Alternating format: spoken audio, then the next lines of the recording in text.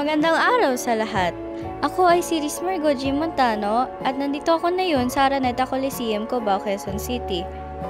Ang Araneta Coliseum ay isa sa mga lugar na pinupuntahan ng mga tao para manood ng laro, concerts at iba pang events. Ito rin ang isa sa mga sikat na lugar sa Quezon City. Tara, puntahan natin ang mga lugar na pinupuntahan ng mga tao sa Araneta Coliseum.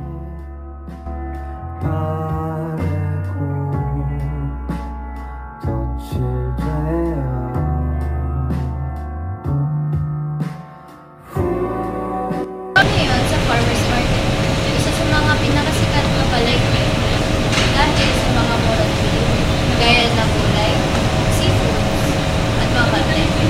Kung panahon ng pandemic, ito ay nagsara dahil pwede ng mga tao. Pero dahil natapos ang pandemic, muli na ulit silang pumunta dahil sa mga mura na bilihin.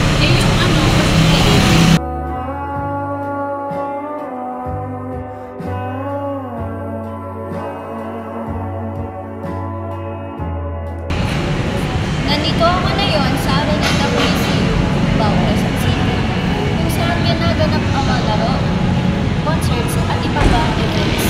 Pero nung panahon ng pandemic, ito ay sinara dahil bawal ang mga close contact at kailangan din ang social distancing.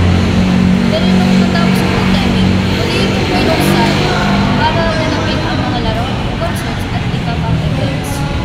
Ito ang ilan sa mga naglaganap ang mga shows dito sa Araneta Coliseum. Para manatili ang kalinisan ng Araneta Coliseum, dapat natin itapon ang ating mga basura sa tamang lagay ng basura dahil minsan ang mga tao ay madalas magtapon ng basura nila kung kahit saan. Iwasan din natin magkalat sa Araneta Coliseum para manatiling malinis at maganda ang lugar na ito. Iwasan rin natin na madumi ang kamay natin.